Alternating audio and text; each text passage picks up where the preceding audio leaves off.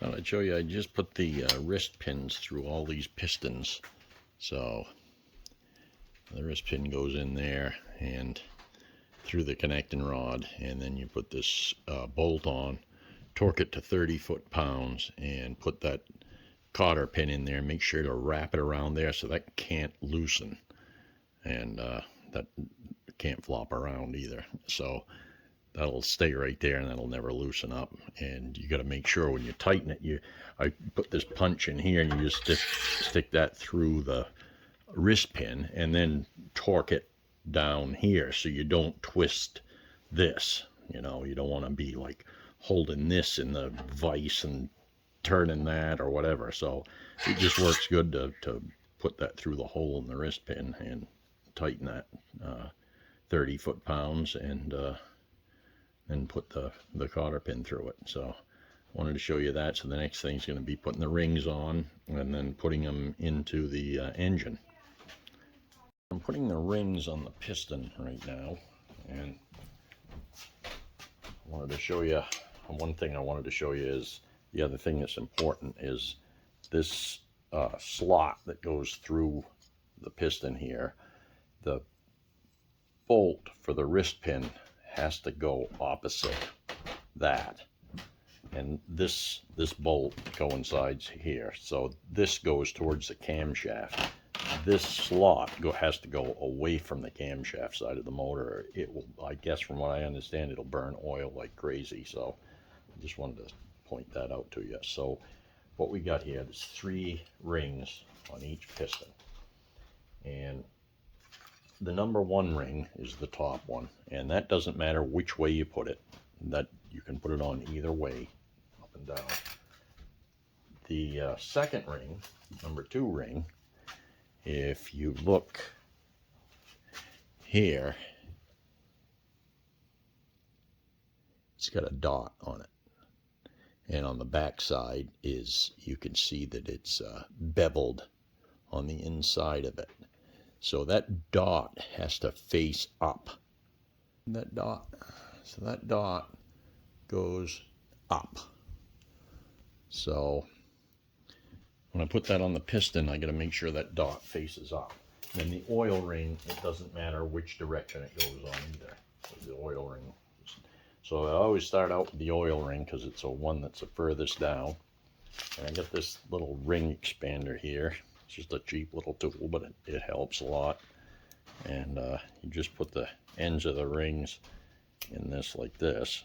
Now you can spread that open and just work this down over that onto that 3rd ring, and that'll snap right in there. And there's the oil ring, and then we'll do the number 2, and I'll put that dot up.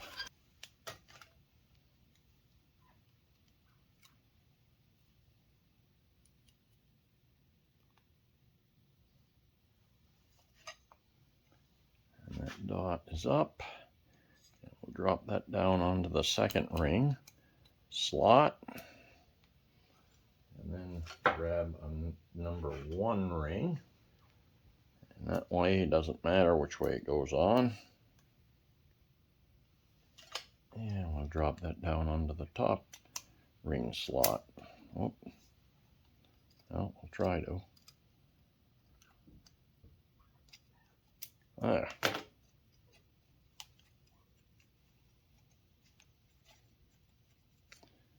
And usually what I do is I start out here and then move these off. I'll put this right here, and then I'll turn the other one about, so you want them about 120 degrees apart. So put that one there, put this one over here. As long as they're apart, doesn't matter. And there. There's that one. So I'm going to do that to the rest of the pistons, and then it'll be time to put them in the engine.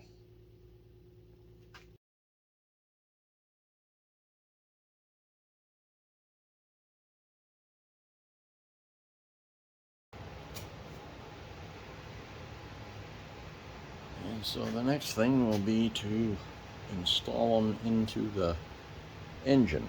And the way we do that is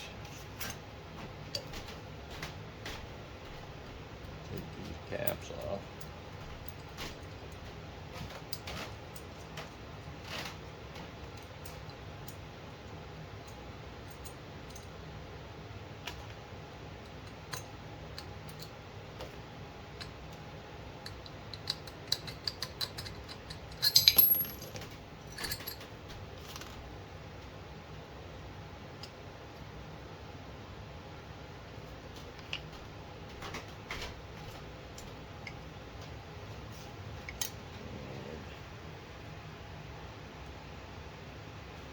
Sure these are separated apart.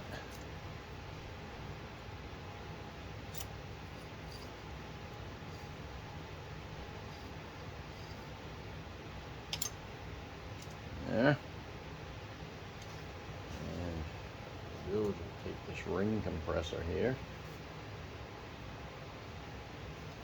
I want to put a little bit of oil in these. Start out with there.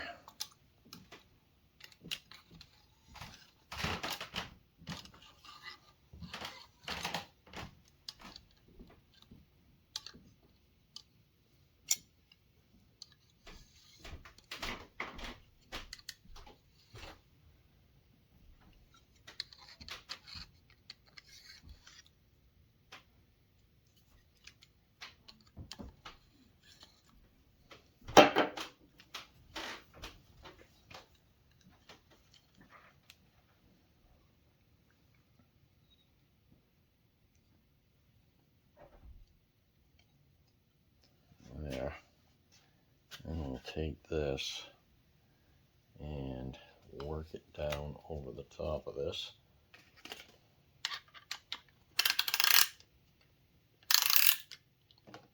Crank that up.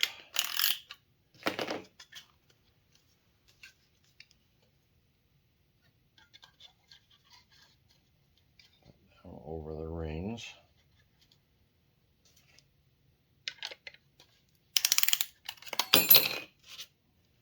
Crank that up on them rings.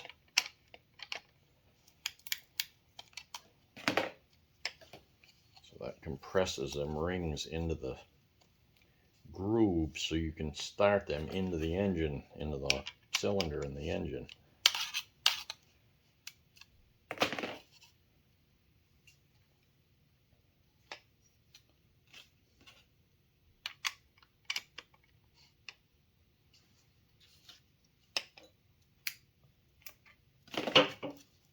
And we'll take this over here.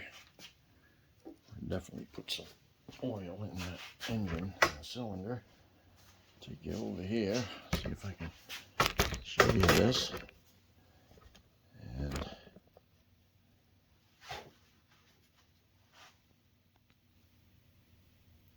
so this is the number 1, so that's going to go in that first cylinder hole there. And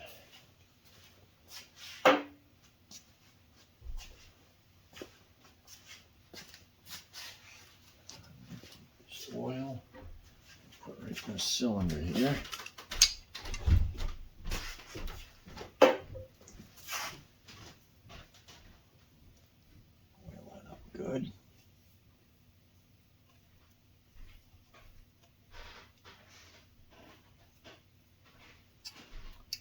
And we'll aim that this way toward the, but I can spin it when I get it in there, but I'll start it out like this to aim it in there. Now,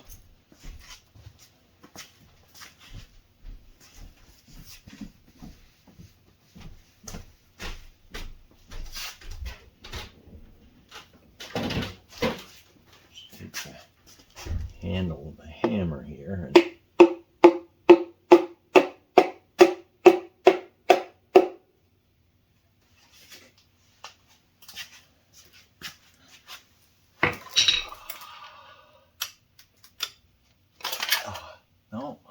no, she started down there.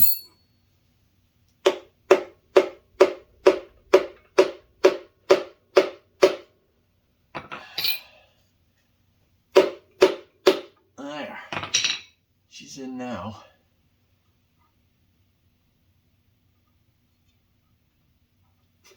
All right.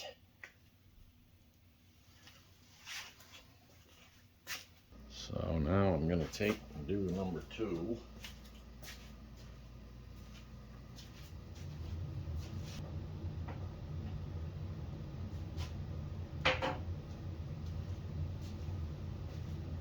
This cylinder up good.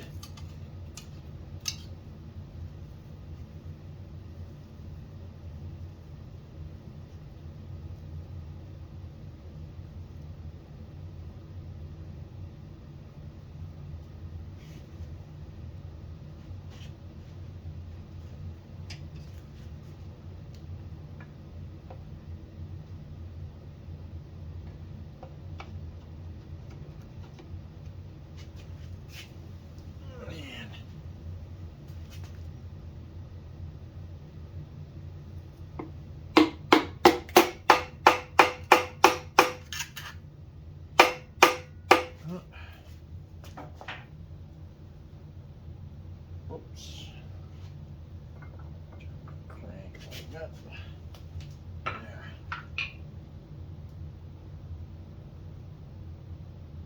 There we go.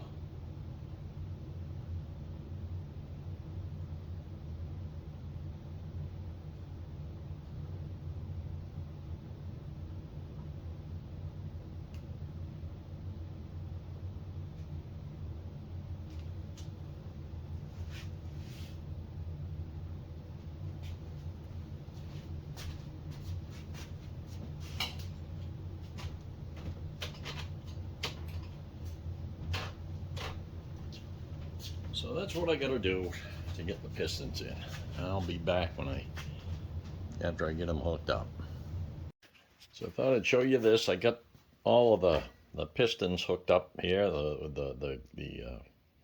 the crankshaft. The rods all in, and those that everything is working fine there. You can see. And I went and I wanted to make sure that all of these cleared the bottom of the oil pan and stuff. So I set the oil pan on there and I discovered something. I'd never seen it before. And so I'll show you the oil pan here. So over here, if you look, this is where there's a section, there's a cover for this oil pan. So when this is in the car, supposedly you can take this cover off, you can adjust the main and rod bearings. I wouldn't do it personally, but you can. So if you noticed, they rolled this. Now, every other pan I've ever seen, I've never seen this rolled. And this is rolled around the whole edge. I like it. It makes it stronger. But what happened was back here. See how I had to unroll that? I had to straighten that out. Because what happened when that was rolled down here, it hit this counterweight. Again, this is a aftermarket crankshaft. It's a good one. It's a Scat crank. It hit this. Now that's the only place it hit, was this. Even with the gasket. The gasket's fairly thick, but it hit big time without it. And then I put the gasket on and it still hit. So I had to straighten it out. And I'll show you how close this is. Without the gasket, it's not hitting now. So I'll put that pan on there and you can see how close that is to hitting it.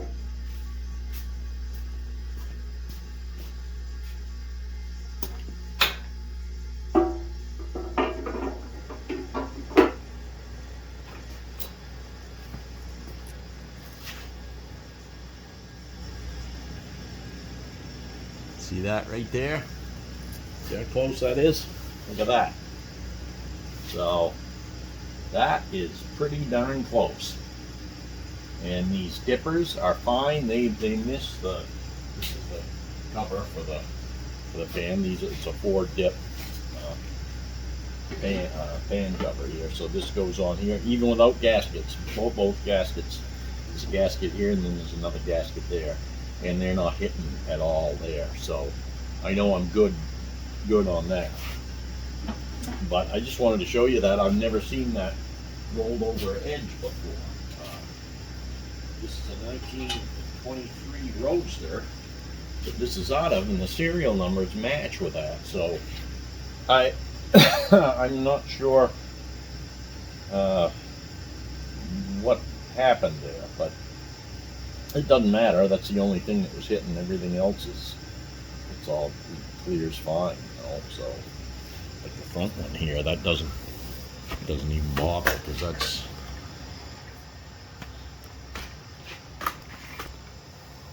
as you can see, the front, it doesn't even, you know, there's all kinds of room there, so everything's fine there. But I just wanted you to see that so you'd know, and that's about it. That's quite a pan. I'm amazed at that pan.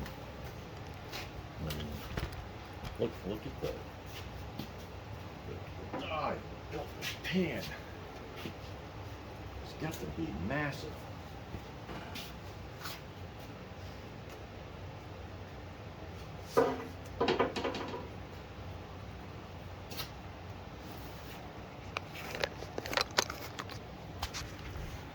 And you look at the depth of this down in here, and this had to be formed in a form die, and deep draw die that did this.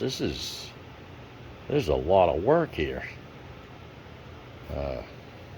So I'm still amazed at this. And you get the front here. This is where the front main seal goes, in here. And there was a piece of felt, and then they've got a Teflon rope thing you can put in there, and I've done that. And they've also got, they call it a modern seal, and that's what I'm going to go with. You basically Permatex silicone in there, and you put the normal looking rubber seal in there, and it seals the best. So that's what I'm going to be going with in this. But yeah, I just wanted to show you how that was so close. You can see where I just took a wrench and straightened that out so that wasn't tipping down onto the lobe of that crankshaft. I just wanted to make a video here and explain something to you here. This is the first time I've used a Scat crankshaft in a Model T Ford, so I'm learning as I'm going. And I figured I'd just let you know what I learned today here. The Scat crankshaft, it's a nice crankshaft. It's beautiful, actually. And the Ford one does not have counterweights on it. The Scat has counterweights on the crankshaft, and they're big, and there's clearance issues on a couple things. I think I showed you on the actual pan itself, that little ridge. Well, that's not the only thing. I'm putting internal oil lines in this pan, and I wanted to try assembling it before I, make sure everything fits and clears before I put the final Permatex gasket sealer on there, and then assemble it, for the real fit.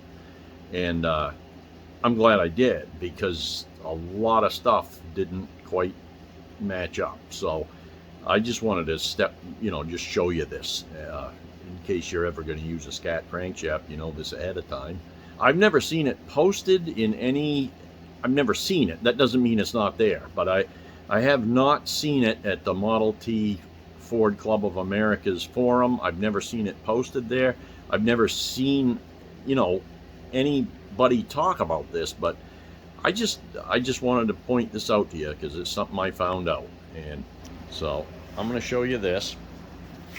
These are the internal oil lines, and let's see how they run down the pan here out to the front. It just pours oil out into the front, just keeps the oil circulating here, because the only other one is the one that's in the motor there. So this here is the retainer. There's one here towards the back, and then there's another one that goes up here, and it's shaped like this. It's this one here. This here goes in the front, and when I'm ready to assemble it. So this one goes in the front, and that one goes in the back. And this one in the back, that's what holds these internal oil lines in. And these got a nice big funnel here, and this is where the magneto is. So there's a lot of oil splashing there, and this picks up a lot of the oil and sends it to the front of the engine. So it helps get more oil to the front of the engine so it can flow back and, you know, keep a good flow of oil. Well, and again, this retainer here holds this. This is the bottom pan on. I got a gasket on here that I put a sealer on one side. I'm letting it harden on there so it won't flop around when I go to mount it on the pan. And I'll put sealer on this side and then mount it on the pan. But I wanted to double check and make sure everything fit well. I put this on here. Come to find out, I had to cut this out because now the lobe on that counterweight on the crankshaft was hitting this. And it just lift the pan up. So if I would have bolted that on, I'd have had a big problem. And I'm glad I did it. These all clear everything, but this here was hitting, like I said, hitting that counterweight on the crankshaft, and that was a no-go. So like I said, I've never seen that be an issue, but it would be because this is, again, the lobe on the crankshaft here, and that there was going to be hitting that. And so I just wanted to show that to you. I figured I'd try to point out little things I find out here and there. And all right, we will keep going on this. Probably next time I see you, I'll have ready to put the pan on. All right. Thought I'd tell you I got the front cover on that covers the timing gear and the crankshaft gear here, and I got this is the front seal for the main. So it's a crankshaft seal, and this is one of the newer style. I told you, I think, about the rope style, and the original is a felt, and then these are the best, and especially where that's a new crank, that's a real nice ground diameter there, so that's good. And I got this, I put a new pulley on the front here for the crankshaft, and this is what this looks like. So this thing's in 3 pieces, so this is a separate piece here. You gotta bolt that on, then you gotta bolt this onto this, and then you gotta get this concentric to the camshaft. And so you do that with a tool.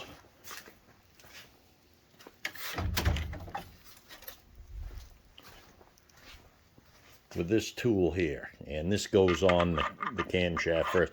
I got the seal in it now, but before you put the seal in, you put this on, and that's how you line this up. So this has to be lined up concentric to the cam, because that's where if you put a distributor, that's where it mounts, is on here. I'm going to be putting a timer, but it still goes on the same spot, and that has to be concentric to the cam, because there's going to be a little flapper thing in here that goes around the inside of that timer.